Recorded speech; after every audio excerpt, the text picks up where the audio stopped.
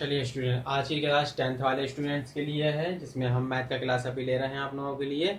और 10th वाले students के लिए मैथ का फर्स्ट चैप्टर शुरुआत करते हैं। और फर्स्ट चैप्टर जो होगा वो आपका होगा रियल नंबर, यानी कि वास्तविक संख्याएं। वास्तविक संख्याएं ये पहला चैप्टर है आपकी बुक का। पहला चैप्टर से हमें आपको पढ़ाना है। गुरु मंत्र यूट्यूब चैनल पर आप देख रहे हैं, ठीक है। क्लास 10th वाले स्टूडेंट्स के लिए है। अब हमें करना क्या होता है, जो सबसे पहले चैप्टर है इसमें हमको पढ़ना क्या क्या है, सबसे पहले हम ये समझ लेते हैं। देखिए, हमको यहाँ से निकालना है HCF के बारे में। HCF का मतलब हाईएस्ट कॉमन फैक्टर। तो इसमें हमें क्या निकालना है, हमें मासा निकालना है। और LCM भी हमें पढ़ना है, यानी कि हमें लासा निकालना सीखना है, ठीक है। इसके बाद आपने पढ़ा होगा लासा और मासा को गुणनखंड विधि के द्वारा भी, भागफल विधि के द्वारा भी आप लासा भी निकालते रहे होंगे पिछली कक्षाओं में, मासा भी निकालते रहे होंगे पिछली कक्षाओं में, ठीक है। तो यहाँ पर हमें देखना होता है एक यूक्लिड विभाजन एल्गोरिथम थ्योरम होती है, ठीक है। यूक्लिड विभाजन की एक प्रमेय होती है। इस प्रमेय के आधार पर हमें मासा निकालना होता है। लेकिन यहाँ पर हमें देखना यह है कि जो मासा हम भागफल विधि के द्वारा निकाला करते थे, ठीक है, उसी तरीके से मासा निकालना होता है। ये कोई नई चीज नहीं है, कोई नया कॉन्सेप्ट नहीं है, ठीक। कैसे नहीं है, जैसे सबसे पहले हमें एक चीज समझना होगी, वो ये यहाँ पर ये समझना होगी कि एक सूत्र होता है, जैसे हम कहते हैं भाज्य बराबर भाजक गुणा भागफल धन शेषफल, ठीक है। अब ये ठीक उसी प्रकार का प्रोसीजर है जिस तरीके से मान लीजिए हम 5 से 12 में भाग दे रहे हैं और 5 12 का हम क्या निकालना है, मासा निकालना है। तो ये ठीक उसी तरीके का प्रोसीजर होगा। जैसे अगर हमने भाग दिया 5 का 12 में, तो 5 दूनी 10 जाएगा, फिर यहाँ पर इतना हो जाएगा, तो यहाँ पर आपका 2 बचेगा। 2 से फिर 5 में भाग देंगे, तो ये 2 के बाद 2 बार चला जाएगा, यहाँ पे 4 आ जाएगा, फिर ये 1 बचेगा, फिर 1 से 2 में भाग दे देंगे और फिर ये 2 बार चला जाएगा, यानी कि इस तरीके से मामला बनेगा। तो देखना ये था हमको कि जिस संख्या से हम भाग देते हैं वो संख्या आपकी भाजक कहलाती है, और जिस संख्या में भाग देते हैं वो संख्या आपकी भाज्य कहलाती है। अब कितने बार भाग गया, कितने बार तो वो भागफल कहलाता है, बची संख्या आपकी शेषफल कहलाती है। समझना हमको ये होता है। जैसे मान लीजिए यहाँ पर अब यही पूरी प्रक्रिया है। जैसे आपको अगर हम दे देते कि 12 और 5 का मासा निकालिए यूक्लिड विभाजन थ्योरम के आधार पर, तो आप निकालते किस तरीके से, हमको इस तरीके से निकालना, लेकिन प्रक्रिया तो पूरी आपकी यही है ना। क्या बड़ी संख्या इसमें कौन सी है, बड़ी संख्या तो इसमें 12 है। छोटी संख्या कौन सी, छोटी संख्या है 5। बड़ी संख्या क्या कहलाएगी, आपकी भाज्य कहलाएगी, और छोटी संख्या कहलाएगी भाजक। अब हम 5 का कितने बार पढ़ा पढ़ेंगे कि या तो 12 हो या फिर 12 से कम हो, ये तो आप जानते हैं। तो हम 2 बार पढ़ लेते हैं, तो यहाँ पे कितना हो जाएगा, 5 दूनी 10 हो गया। अब 10 में हमें कितना और ऐड करना है जिससे कि ये 12 हो जाए, तो हम 2 ऐड कर देंगे, तो शेषफल आपका कितना बचा, 2 बचा। ये पूरी प्रक्रिया बन गई। अब अगले स्टेप में क्या होता है कि जो भाजक हो गया आपका, ये जो भाजक था, भाजक आपके पास में कितना था, 5 था, ये भाजक बन जाता है भाज्य। यहाँ पर आप देख लीजिए ना कि अब हमने 2 से भाग दिया था 5 में, तो अब 5 क्या था, भाज्य। पहले 12 था भाज्य, अब 5 बन गया था भाज्य, ठीक। इसी तरीके से हमने यहाँ पे 5 भाज्य बना लिया। अब हमें देखना क्या है कि हम भाग किससे दे रहे थे, 2 से दे रहे थे। वो 2 कौन सा था, 2 जो आपका बचा था। बचा क्या था, 12 में से जब 10 गए थे तो 2 बचे थे, यानी कि शेषफल बचा था। तो जो शेषफल हो जाता है वो शेषफल किसका स्थान ले लेता है, भाजक का स्थान ले लेता है शेषफल। तो यहाँ पर हम कितना लिख देना है, 2 लिख देना है। अब हम 2 से कितने का मल्टीप्लाई करेंगे, या तो 5 हो जाए या फिर 5 से थोड़ा सा कम रहे, तो हम 2 बार मल्टीप्लाई कर देंगे। तो 2 बार अगर अपन ने मल्टीप्लाई करा तो ये हो गया 4। हमको चाहिए था कितना था, 5, तो फिर यहाँ पे हमें कितना जोड़ना पड़ेगा, 1, यानी शेषफल आपका कितना बचा, 1 हो गया। अब यहाँ पर फिर से देखेंगे तो फिर से ये देखेंगे कि ये था अब आपका भाजक, भाजक बन जाएगा भागफल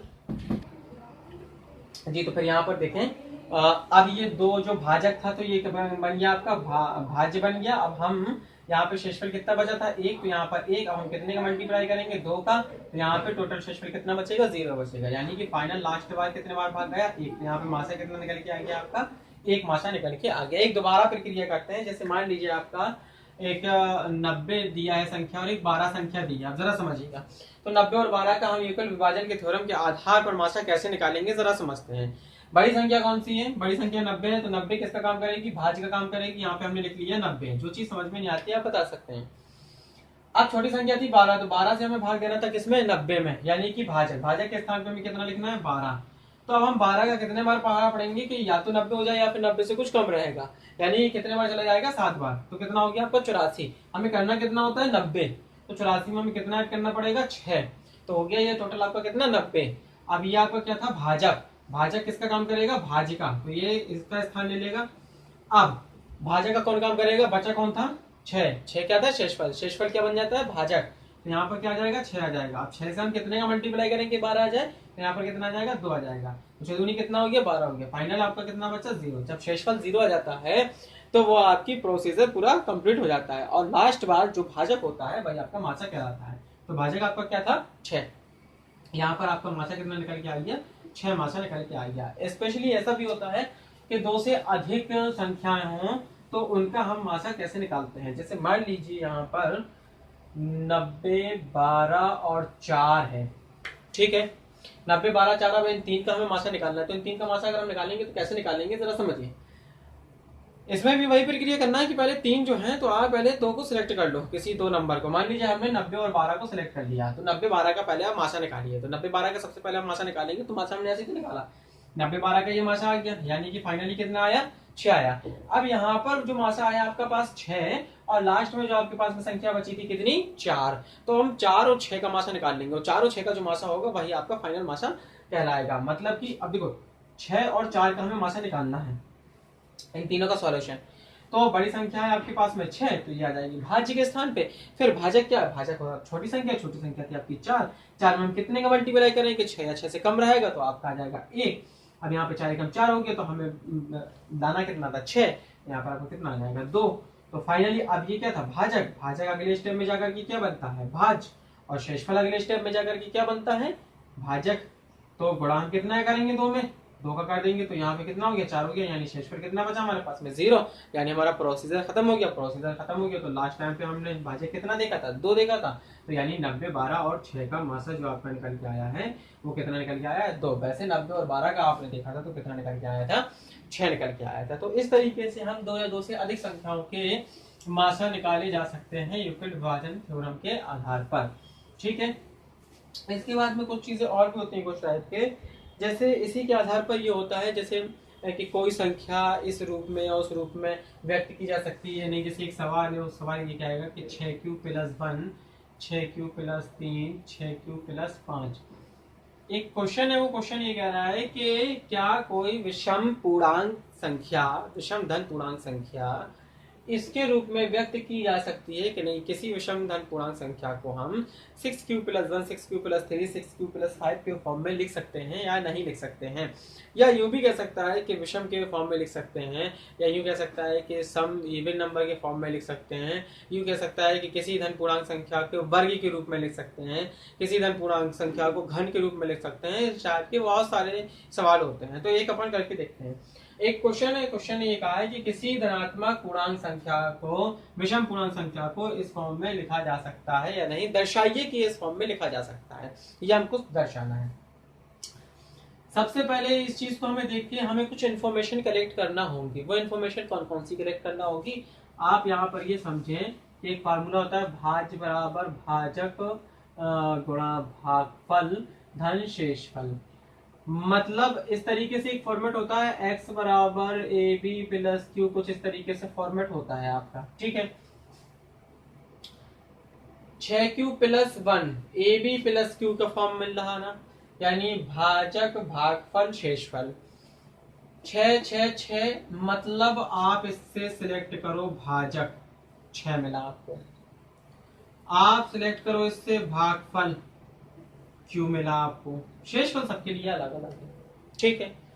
भाजक मिल गया, भागफल मिल गया। आप मान लीजिए कोई भी संख्या भाज्य आपके पास में x है, ये आपने माना है कि कोई एक विषम संख्या है, उसका नाम x है और उसको 6q + 1, 6q + 3, 6q + 5 के रूप में व्यक्त किया जा सकता है, ये हम मान के चल रहे हैं, ठीक है। तो ये x हमने एक संख्या मान ली कि कोई विषम धन पूर्णांक संख्या है। अब जो रिमाइंडर है यानी कि जो शेषफल है, अगर हम इसको यहाँ पर r लिख लें और बेहतर होगा, तो जो शेषफल है वो शेषफल कभी भी भाजक से बड़ा नहीं हो सकता। यहाँ पर भाजक है आपका 6, तो यहाँ पर जो शेषफल है अगर हम r की बात करें तो वो हमेशा और हमेशा r जो होगा वो 6 से छोटा होगा, और 0 के बराबर या 0 से बड़ा होगा, मतलब शेषफल या तो 0 होगा या 0 से बड़ा होगा, लेकिन 6 से बड़ा नहीं हो सकता क्योंकि यहाँ पर भाजक ही हमारे पास 6 दिया हुआ है। ठीक है, तो अब हमें यहाँ पर ये देखना होगा कि हमने इसको क्या लिख लेना है, हमें लिख लेना है भाजक गुणा भागफल। तो भाजक है 6, भागफल है आपके पास में q प्लस शेषफल है आपके पास में r, यानी हम इस फॉर्म में से लिख लेते हैं। अब जब हमने इस फॉर्म में से लिख लिया तो यहाँ पर हम देखते हैं कि r का मान हम कितना रख सकते हैं भाई, 0 से बड़ा रखना है हमें, 0 रख सकते हैं, 0 से बड़ा रख सकते हैं, 3 4 5 तक रख सकते हैं, 6 से छोटा।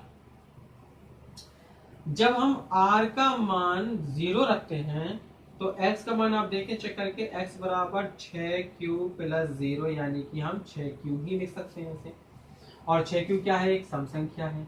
ठीक है, अब हमने r बराबर 1 रखा, जब हम 1 यहाँ पर रखेंगे तो x बराबर हम क्या कर सकते हैं, 6q प्लस 1 लिख सकते हैं। 6q प्लस 1 क्या हो जाएगा, विषम संख्या। 6q ये एक सम संख्या है, q कुछ भी होगा, 6 है क्या है, एक इवन नंबर है, तो टोटल वैल्यू क्या हो गई, सम संख्या हो गई। अब सम संख्या में एक जोड़ देंगे तो क्या होगा, विषम संख्या हो गई। मतलब कहने का तात्पर्य क्या हुआ कि 6q प्लस 1 को विषम पूर्णांक के रूप में लिखा जा सकता है। बिल्कुल, 6q प्लस 3 को लिखा जा सकता है क्या, चलो हम तो r बराबर अभी हम 1 रख लिए थे, r बराबर हम 2 रख के लिख लेते हैं। जब r बराबर हम यहाँ पर 2 रखेंगे तो x बराबर आपका निकल के आएगा 6q प्लस 2। अब 6q तो सम था और उसमें 2 जोड़ेंगे तो ये भी क्या निकल के जाएगी, सम। यानी हम ऐसा भी कह सकते हैं कि 6q प्लस 2 6q प्लस 4 एक सम संख्या के रूप में व्यक्त किया जा सकता है, और अगर हम इसको देख रहे हैं तो ये विषम संख्या के रूप में व्यक्त किया जा सकता है। तो यहाँ पर हम और भी आगे r के 3 4 5 मान रख लेंगे तो हमें पता चल जाएगा कि सम और विषम संख्या के रूप में इन्हें व्यक्त किया जा सकता है। ठीक है, इस तरीके से एक दो सवाल और भी करके देख लेते हैं, इनमें क्या होता है फटाफट देखते हैं। ये हर टाइप के सवाल होंगे, इसे एक एक टाइप के हम आपको सवाल बता रहे हैं। इसमें जैसे मान लीजिए कहीं एक सवाल दिया है HCF 225 और फिर दिया है 60 और बराबर में है आपके पास में 225 गुणा 5 माइनस 10x। ठीक है, HCF 225, 60 यानी कि 225 और 60 का जो मासा है वो 225 गुणा 5 माइनस 10x के रूप में दे रखा है आपको। अब उसने पूछा है कि what is the value of x, यानी x की वैल्यू यहाँ पर क्या होगी। तो सिंपल सी बात है कि 60 और 225 है, तो 60 और 225 आगे लिखा हुआ है HCF का मतलब हो गया आपका मासा। तो मासा जो है आपका उस 225 और जो 60 आपका लिखा हुआ है, सबसे पहले हमें काम ये करना होगा कि 60 और 225 का मासा निकालेंगे। मासा हम एल्गोरिथम थ्योरम के आधार पर निकाल सकते हैं, तो एल्गोरिथम थ्योरम के आधार पर हम देखेंगे तो जो HCF है वो 225 और 60 का जो आप निकालेंगे वो मासा आपका कितना आएगा, 15 आएगा। तो हम इसको ऐसा भी तो लिख सकते हैं कि यहाँ पर हमने 15 लिख लिया, ये टोटल वैल्यू इसकी कितनी हो गई भाई, HCF ऑफ 225 और 60 यानी 60 225 का मासा, 225 का मासा आपका 15 आ गया, तो 15 हमने यहाँ पे लिख दिया। यहाँ पे इसे हम चाहें तो मल्टीप्लाई कर ले तो 25 5 हो जाएगा और फिर 5 दूनी 10 2 12 हो जाएगा और फिर 5 दूनी 10 और 11 यानी 1125 माइनस 10x हो गया। 10x इस तरफ आएगा तो ये प्लस का हो जाएगा, 1125 इधर पे जाएगा, प्लस माइनस का यहाँ पे चला जाएगा तो ये 15 आ जाएगा। फाइनल जो आपका बचेगा वो बचेगा आपका इतना 10x हो जाएगा, तो x बराबर आपको कितना आ जाएगा 111, यानी x की वैल्यू आपकी कितनी आ गई 111 आ गई। तो इस तरीके के कई और क्वेश्चन होते हैं। इसमें मोस्टली एक क्वेश्चन और भी होता है, वो आपका अपरिमेय संख्याओं के आधार पर होता है। एज एग्जाम्पल जैसे हम कहें कि √3 से कीजिए, √3 एक अपरिमेय संख्या है, या √5 एक अपरिमेय संख्या है, √7 एक अपरिमेय संख्या, यानी तमाम ऐसे √5 √7 √11 √15 √70 ये सब अपरिमेय संख्या होती हैं। हम कैसे प्रूव करेंगे कि ये अपरिमेय संख्या होती हैं, देखते हैं। सबसे पहले हम इसको उल्टा तरीके से मान लेते हैं। हमने मान लिया कि ये एक क्या है, एक परिमेय संख्या है, ये हमने माना है कि एक परिमेय संख्या है। अब अगर ये एक परिमेय संख्या है तो फिर हम इसको इस फॉर्म में भी लिख सकते हैं, a/b के फॉर्म में, x/y के फॉर्म में, p/q के फॉर्म में, एनीवे जिस तरीके से आप लिखना चाहें लिख सकते हैं। हमने √3 a/b के फॉर्म में लिख लिया। अब जब b के फॉर्म में लिख लिया तो हमने इसको a बराबर निकालना चाहा तो √3 भी हो गया। हमने इसमें क्या करना है, हम इसमें दोनों तरफ क्या कर लेते हैं, वर्ग कर लेते हैं, दोनों और वर्ग कर लेते हैं। तो वर्ग करने से क्या होगा, ये a² बन जाएगा, 3b² बन जाएगा। अब हमको पता ये चला कि जो a² है वो 3 से क्या है, 3 से भाज्य है। तो फिर इसका मतलब ये होगा कि a भी 3 से क्या होगा, भाज्य होगा। भाई a² बराबर 3b², यानी 3 से मल्टीपल है ए स्क्वायर की वैल्यू। इसका मतलब है कि 3 से भाग जाता है ए स्क्वायर में। जब 3 से भाग जाता है ए स्क्वायर में तो ए में भी 3 से भाग चला जाएगा। अब जब ए में 3 से भाग चला जाएगा तो हमने मान लिया ए बराबर हम 3c के फॉर्म में लिखते हैं। भाई ए में 3 से भाग जा रहा है तो c कोई धन पूर्णांक संख्या है तो हम ए बराबर 3c के रूप में लिख सकते हैं। ए में जिससे भी भाग जाए उतना के और कोई भी पूर्णांक हम लगा के लिख सकते हैं। भाई c कोई भी वैल्यू होगी उससे 3 से मल्टीप्लाई करना है तो इस पूरी वैल्यू में 3 का भाग तो जाएगा। ए से ए बराबर 3c को अगर हम उठा के इस समीकरण में रख दें, मान लीजिए कि ये समीकरण 1 है तो इस a का मान हम यहाँ पर 3c रखेंगे तो वर्ग हो जाएगा और बराबर में 3b स्क्वायर था तो 3b स्क्वायर आ जाएगा। ये आपका बन जाएगा 9c स्क्वायर बराबर 3b स्क्वायर। 3 से अगर हम इसको काटेंगे तो ये b स्क्वायर बराबर बचेगा 3c स्क्वायर। अब इसका मतलब ये हुआ कि जिस तरीके से a स्क्वायर 3 से विभाजित था उसी तरीके से b स्क्वायर भी क्या है, b स्क्वायर भी 3 से क्या है, भाज्य है। जब b स्क्वायर 3 से भाज्य तो b भी क्या होगा, 3 से भाज्य होगा। अब यहाँ पर हमको ये पता चला कि a भी 3 से भाज्य था और यहाँ पर b भी 3 से भाज्य था। तो इसका मतलब ये हुआ कि a और b का एक उभयनिष्ठ गुणनखंड है। a और b का क्या है, एक उभयनिष्ठ गुणनखंड है। जबकि यहाँ पर हमने क्या लिया था, a अपॉन b, यहाँ पे कोई भी उभयनिष्ठ गुणनखंड नहीं था। मतलब a और b का एक उभयनिष्ठ गुणनखंड है तो इसका विरोध हो रहा है। जब इसका विरोध हो रहा है तो इसका मतलब है कि √3 does not equal to a upon b। जब a अपॉन b के फॉर्म में नहीं है, a अपॉन b का फॉर्म था परमेय तरीका, परमेय संख्या के रूप में। तो जब a अपॉन b परमेय संख्या है और वो परमेय संख्या के बराबर नहीं है तो √3 क्या है, √3 एक अपरमेय संख्या होती है। इससे रिलेटेड कुछ क्वेश्चन ऐसे भी होते हैं जैसे अगर हम कहते हैं 3√3 एक अपरमेय संख्या, ऐसे लिख लीजिए। मान लिया हमने कि ये एक परमेय संख्या है तो हमने लिख दिया a अपॉन b का फॉर्म। ये शॉर्ट तरीका होता है तो √3 बराबर हम लिख सकते हैं a अपॉन 3b। अब हम यहाँ पर ये लिख सकते हैं कि a अपॉन 3b तो क्या है, परमेय संख्या है, लेकिन √3 क्या है, एक अपरमेय संख्या है। तो ये पूरी भी क्या हो जाएगी, एक अपरमेय संख्या हो जाएगी। तो 3√3 भी क्या हो जाएगी, एक अपरमेय संख्या हो जाएगी। ठीक है। अब हम एक चीज और समझते हैं, वो सिर्फ लास्ट चीज समझना है, वो ये समझना है हमको कि हम बिना विभाजन के लंबी प्रक्रिया के क्या ये बता सकते हैं कि कौन सी संख्या परमेय कौन सी अपरमेय है, किसका प्रसार दशमलव प्रसार शांत और किसका दशमलव प्रसार अशांत है। तो शांत और अशांत प्रसार अगर हमें लिखना है कि प्रसार में प्रसार हमारा शांत है कि अशांत है, तो इसमें हमें ये देखना होता है कि जो हर होता है ना, हर की वैल्यू होती है। भाई p अपॉन q का फॉर्म होगा कहीं ना कहीं, तो जो q का फॉर्म होगा, हर जो होगा उसका फॉर्मेट क्या होना चाहिए, उसका फॉर्मेट होना चाहिए 2 की पावर m 5 की पावर n के फॉर्म में। mn 0 भी हो सकता है और कोई भी धनात्मक पूर्णांक संख्या भी हो सकती है, 1 2 3 4 5 6 कुछ भी 0 भी हो सकता है। मतलब कहने का तात्पर्य ये कि या सिंपल लैंग्वेज में आप ये समझ लें कि 2 की पावर कुछ भी हो और 5 की पावर कुछ भी हो, या तो हर इस फॉर्मेट में हो या केवल 2 की पावर m का फॉर्मेट हो या केवल 5 की पावर n का फॉर्मेट हो। अगर इन तीनों फॉर्मेट में आपको नजर आ रहा है तो फिर वो जो प्रसार होगा वो शांत दशमलव का प्रसार होगा, अन्यथा की स्थिति में वो अशांत होगा। इसका भी कहने का तात्पर्य यही कि अगर ये इतना है तो इसे हम 5 की पावर 0 लिख सकते हैं ना, इधर पे हम 2 की पावर 0 लिख सकते हैं, तो बात तो बराबर हो जाएगी। फॉर एग्जाम्पल मान लीजिए ये आपके 6/15 दिया हुआ है। पहले एक काम किया करते हैं, अब हम ये देख रहे हैं कि इसमें जो भाग हम देंगे, इससे इसमें भाग देंगे तो इसका दशमलव शांत हो जाएगा कि अशांत होगा। हमें भाग नहीं देना, हमें बिना भाग दिए ही बताना है।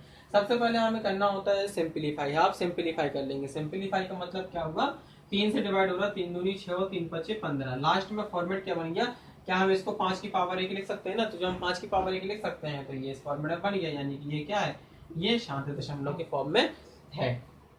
अगर मान लीजिए हमने ऐसा कर दिया, इसको इस तरीके से लिख दिया, तो हम इसको इस तरीके से लिखेंगे तो हम इसको कैसे लिख सकते हैं, सिंपलीफाई तो हो नहीं रहा, हम इसे ऐसा लिख सकते हैं 2 दूनी 4 दूनी 8, 8 दूनी 16 पंचे 80। अब आप ये देखो यहाँ पर 1 2 3 4, यानी 2 की पावर 4 और 5 की पावर 1 हम लिख सकते हैं, यानी ये पहला वाला फॉर्मेट बन गया। तो यानी ये क्या है, शांत दशमलव के फॉर्म में है। तो इस तरीके से हम लिख सकते हैं। मान लीजिए हम 2/45 लिखें तो 2/45 को शांत दशमलव के रूप में लिख सकते हैं कि नहीं लिख सकते हैं, तो आप सीधी सी कहानी है। देखो 2/45 है, 45 है तो यहाँ पे 3 गुणा 5 लिख सकते हैं। तो यहाँ पर देखो 3 का फैक्टर आ गया, यहाँ पे 3 तो कोई फैक्टर था ही नहीं, तो ये क्या हो जाएगा, ये फिर अशांत दशमलव हो जाएगा। तो फर्स्ट वाले चैप्टर में आपका ये सारी चीजें हैं और भी बहुत सारे सवाल हैं अलग अलग तरीके के, तो आप लोग लगा लीजिएगा। इसके बाद में फिर नेक्स्ट चैप्टर कभी देखेंगे।